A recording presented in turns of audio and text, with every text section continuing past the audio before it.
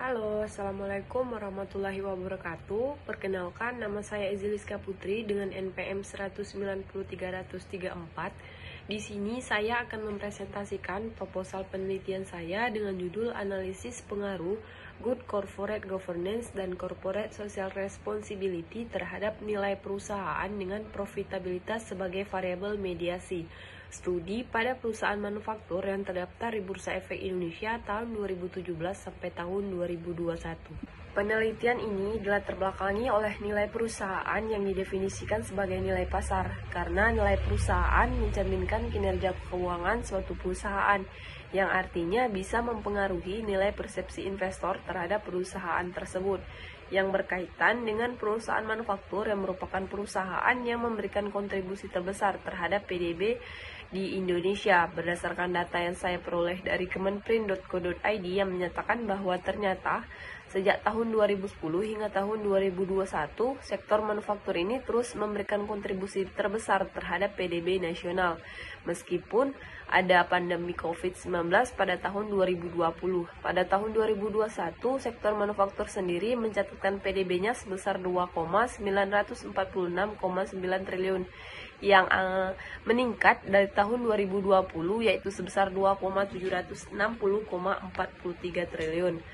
Namun, ada fakta di balik perusahaan manufaktur yang berperan sebagai kontribusi terbesar terhadap PDB, yaitu ada dampak negatif dari kegiatan produksi manufaktur tersebut, di mana di sini masih cukup sering terjadi seperti kasus pencemaran lingkungan yang dilakukan oleh PT Air Liquide Indonesia, di mana limbah pabriknya merusak lingkungan dan mencemari wilayah sekitar. Kemudian fenomena yang ditemukan yaitu menurut Reni dan Anggraini tahun 2006, bahwa ternyata tinggi rendahnya nilai perusahaan ini bisa dipengaruhi oleh good corporate governance atau tata kelola perusahaan yang baik dan corporate social responsibility atau tanggung jawab sosial perusahaan, di mana ini sudah dilakukan penelitian yang mana hasilnya menurut Sri Oktariani et al. 2017 menyatakan bahwa ternyata good corporate governance ini berpengaruh positif terhadap nilai perusahaan. Namun berbeda dengan hasil penelitian yang dilakukan oleh Windasari dan Riharjo tahun 2017, di mana menyatakan bahwa ternyata good corporate governance ini tidak berpengaruh signifikan terhadap nilai perusahaan. Kemudian hasil penelitian yang dilakukan oleh Nur Hayati et al. 2021 yang menyatakan bahwa corporate social responsibility ini berpengaruh positif dan signifikan terhadap nilai perusahaan. Namun, berbeda dengan hasil penelitian yang dilakukan oleh Rohma et al. 2021 yang menyatakan bahwa ternyata corporate social responsibility ini berpengaruh negatif terhadap nilai perusahaan.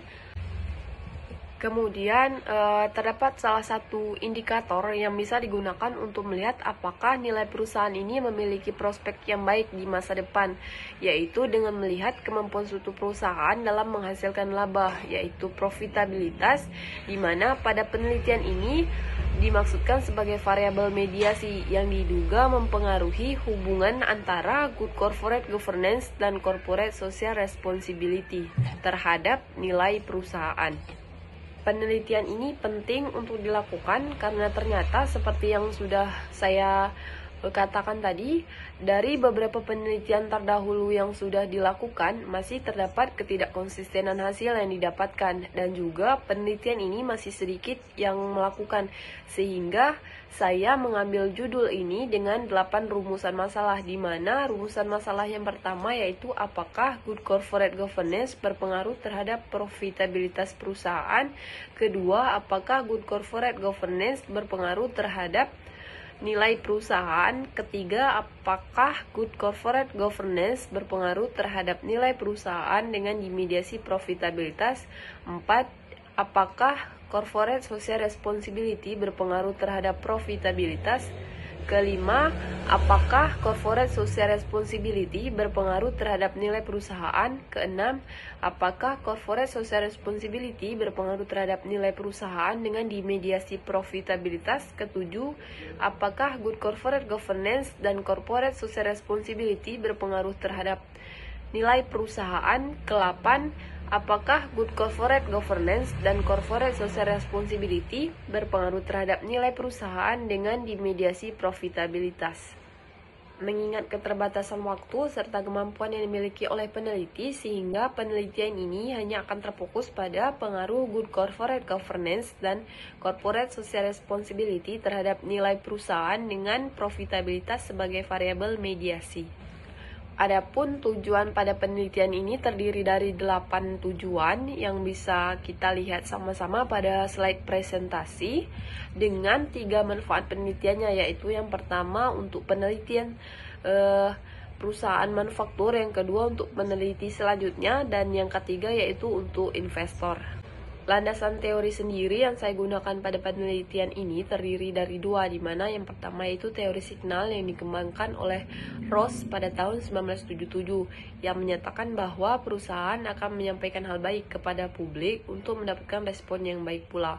Kemudian teori kedua yang saya gunakan yaitu teori stakeholders, di mana menurut Ghazali dan Chairi tahun 2014 bahwa perusahaan bukanlah entitas yang hanya beroperasi untuk kepentingan perusahaan, namun juga harus memberikan manfaat bagi para stakeholders. Untuk variabel yang saya gunakan sendiri pada penelitian ini terdiri dari 4 variabel, di mana yang pertama yaitu nilai perusahaan yang merupakan gambaran mengenai kondisi perusahaan tersebut. Variabel kedua yaitu good corporate governance yang merupakan sistem pengendalian internal perusahaan, di mana nantinya akan diukur berdasarkan kepemilikan manajerial, dewan komisaris independen, dan juga komite audit.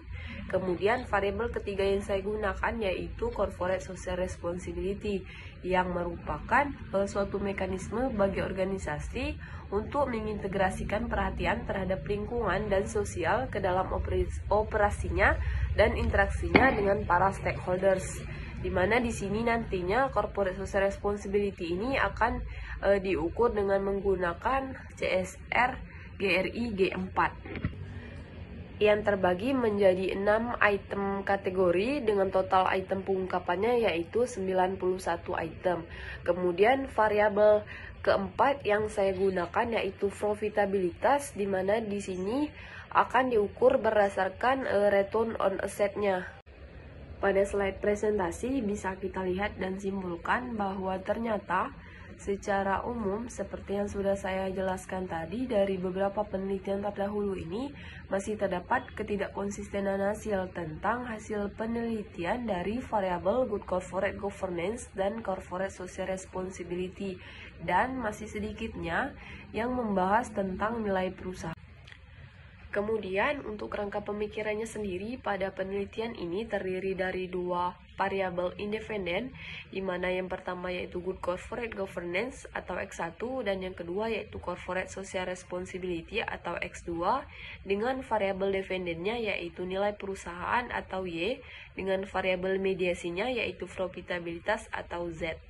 Sehingga hipotesis pada penelitian ini bisa kita lihat pada slide presentasi yang terdiri dari 8 hipotesis, di mana yang pertama yaitu diduga good corporate governance berpengaruh terhadap profitabilitas, yang kedua diduga good corporate governance berpengaruh terhadap nilai perusahaan, ketiga diduga good corporate governance berpengaruh terhadap nilai perusahaan dengan dimediasi profitabilitas, yang keempat diduga corporate social responsibility berpengaruh terhadap profitabilitas, kelima diduga corporate social responsibility berpengaruh terhadap nilai perusahaan, keenam diduga corporate social responsibility berpengaruh terhadap nilai perusahaan dengan dimediasi profitabilitas, ketujuh diduga good corporate governance dan corporate social responsibility berpengaruh terhadap nilai perusahaan, ke-8 diduga good corporate governance dan corporate social responsibility berpengaruh terhadap nilai perusahaan dengan dimediasi profitabilitas. Adapun sifat pada penelitian ini bersifat deskriptif dengan jenis penelitiannya yaitu kuantitatif, dengan sumber data yang digunakan yaitu data sekunder berupa laporan keuangan tahunan perusahaan manufaktur tahun 2017 sampai dengan tahun 2021. Adapun populasi pada penelitian ini yaitu sebanyak 213 perusahaan manufaktur yang terdaftar di Bursa Efek Indonesia tahun 2017 sampai tahun 2021 dengan jumlah sampelnya yaitu sebanyak 28 perusahaan dengan teknik pengambilan sampelnya yaitu teknik purposive sampling dengan berdasarkan ciri-ciri ataupun karakteristik tertentu, di mana di sini karakteristik atau kriteria yang ditetapkan yaitu diri dari 5 kriteria, di mana bisa kita lihat pada slide presentasi. Di sini yang pertama yaitu perusahaan yang go public ataupun yang terdaftar di Bursa Efek Indonesia tahun 2017 sampai tahun 2021 secara berturut-turut. Kemudian perusahaan yang menerbitkan laporan keuangan tahunannya dan perusahaan yang menyajikan laporan keuangan tahunannya dalam mata uang rupiah. Yang selanjutnya yaitu perusahaan yang tidak mengalami kerugian. Dan yang terakhir yaitu perusahaan yang memiliki data yang lengkap mengenai variabel-variabel pada penelitian ini. Adapun untuk teknik pengumpulan data yang digunakan pada penelitian ini yaitu teknik dokumentasi, di mana berupa dokumen-dokumen yang sudah ada, yaitu berupa laporan keuangan tahunan perusahaan manufaktur tahun 2017 sampai dengan tahun 2021. Adapun untuk definisi operasionalnya pada penelitian ini, seperti yang sudah saya jelaskan tadi, yang pertama yaitu terdiri dari good corporate governance. Di sini diproksikan dengan kepemilikan manajerial yang bisa dilihat berdasarkan jumlah saham manajerial terhadap jumlah saham yang beredar. Kemudian Dewan Komisaris Independen yang bisa dilihat berdasarkan jumlah komisaris independen terhadap jumlah anggota Dewan Komisaris. Lalu yang selanjutnya yaitu komite audit. Di sini bisa dilihat berdasarkan jumlah anggota komite audit. Dua yaitu corporate social responsibility, di mana di sini akan diukur dengan menggunakan CSR GRI G4 yang terdiri dari 6 kategori dengan total item pengungkapannya yaitu 91 item, sehingga rumusnya nanti akan digunakan adalah jumlah item yang diungkapkan oleh perusahaan tersebut dibagi jumlah total item pengungkapan CSR GRG 4 yaitu 91 item. Kemudian nilai perusahaan, di mana di sini diukur dengan menggunakan PBF atau price to book value-nya yang bisa dilihat berdasarkan harga pasar per saham terhadap nilai buku per saham. Kemudian profitabilitas, di mana di sini diukur dengan menggunakan return on asset atau ROA, di mana bisa dilihat berdasarkan laba setelah pajaknya terhadap total aset. Yang terakhir ada metode analisa, di mana di sini menggunakan yang pertama yaitu uji validitas yang terdiri dari convergent validity, yang kedua average variant extract atau AVE, dan yang ketiga yaitu discriminant validity. Kemudian ada uji reliabilitas, di mana di sini terdiri dari composite reliability dan Cronbach's alpha. Yang terakhir yaitu ada uji hipotesis, di mana di sini terdiri dari direct effect dan indirect effect. Mungkin itu saja penyampaian dari saya. Lebih dan kurangnya saya mohon maaf. Saya akhiri. Wassalamualaikum warahmatullahi wabarakatuh.